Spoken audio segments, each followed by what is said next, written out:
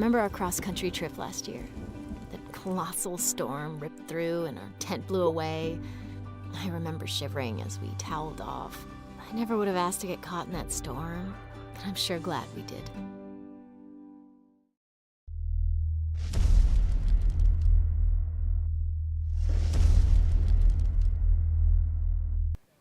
Coach, you come out and dominate the line of scrimmage and do, fundamentally decent things other than the couple fumbles and stuff like that. So how is it to see your team perform the way they did in a game like this? Well, it was part of our plan. We needed to be able to control the line of scrimmage. We needed to be able to run the football for no other reason other than to keep the ball out of their offense's hands. They have an outstanding quarterback, one of the finest quarterbacks I've seen in a long time. And, he can make plays. And for us to control the line of scrimmage, have the ball for long periods of time, that keeps it away from him.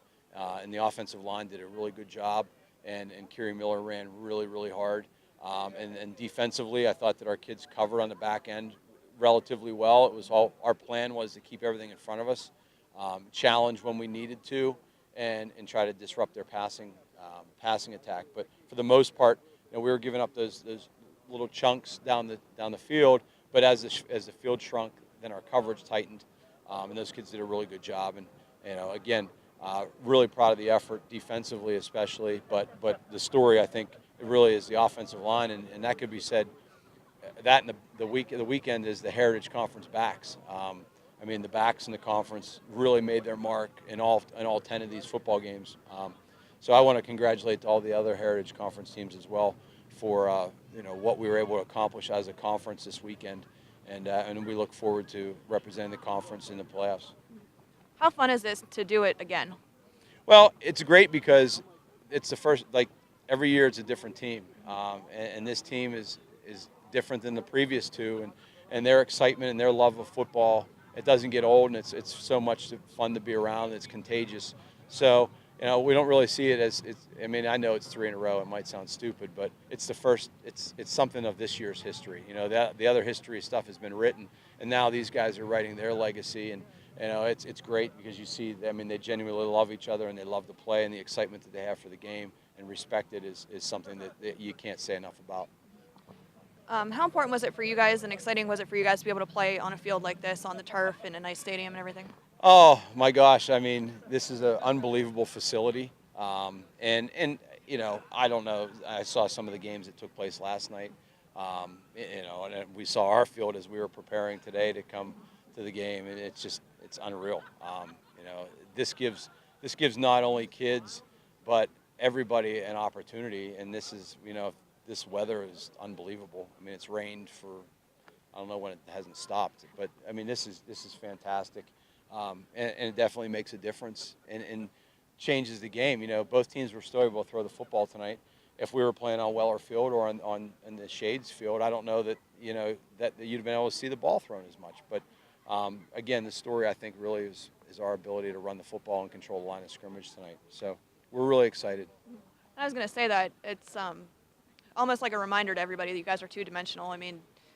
Everybody talks about John Caldwell and Aaron Totino in the passing game and the splash plays and all that, but tonight you kind of just dominated up front and ran the ball out. Yeah, and the big thing is that those guys have kind of flown under the radar, that offensive line, especially where they're coming. We're starting a freshman at center.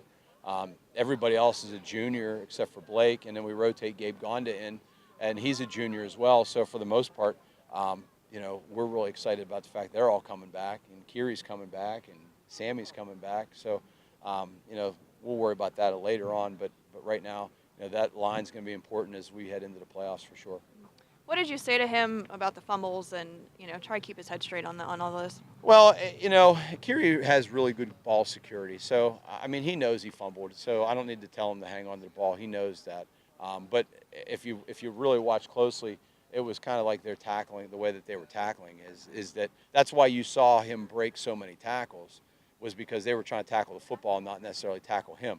So long as he had good ball security, then after contact he was picking up big chunks of yardage after contact. But that was by design, is that they were tackling the football early on. We lost the one. He put a couple on the ground, which is uncharacteristic for him, but he'll work on it. He knows. I don't need to remind him about it. But it's more about kudos to their defense and the way that they were tackling the football and trying to create some turnovers. Seeing their passing game and defending it to help get you guys ready for playoffs? Everyone's different. You know, I mean, we know down the road Richland's awaiting as the #1 seed, and hopefully we'll be lucky enough to see them again. But, you know, everyone's different. Richland has a little different dimension. They run the ball a little bit more. But, you know, they put the strength of their football team on their best player, and Brady Fife is an outstanding quarterback. I can't say enough about him, and you know, I think that he's going to really go down and even set those records a little bit higher. But you know, it's a different challenge for us, and I, again, not having Sully Schultz is tough on us. So, you know, Johnny Beard, who's a junior, he went in there and he played a great job. Our 2 corners I thought were outstanding.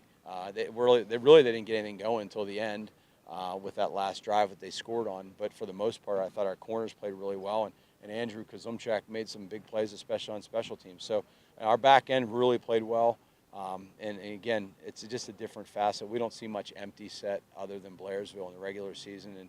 And from what we know about the teams that are in the AA playoffs, we're not going to see much empty set as well. Richland comes with a wildcat and also a quarterback set, but not necessarily this type of empty. What's special about this team? Every year you say there's something different. What's different about this team this year? They're just so tight. They are really, really tight. And above all else, they just embrace and love the process. I mean, we've had other kids that have loved it as well, and other groups. But I mean, these guys, in terms of being the process and the big part of it being the weightlifting and those types of things, I mean, they just eat it. They live, breathe, and eat football, and that makes it really easy to go to practice every single day. And you know, it's just they always have, our kids always have a chip on their shoulder, feel that they have something to prove, and again, that's no different. And now we have our third Appalachian Bowl championship to hang in this school, and something for the younger kids to rise up and attain, and hopefully get back here next year. Do you feel like you guys are almost starting a new season at this point, getting ready to move on? Yeah, absolutely. Absolutely, because now you get into a different type of season. Our kids have a lot of experience with that, but the most important thing is if you got to have laser pinpoint focus, because you win, you go on, you don't, you turn your gear in. And that's the hardest part, is whenever you have kids that have to move on, they don't want to turn their spikes in. So we're hoping that doesn't take place for a long time. All right, Coach, sounds good. Thanks. Hey.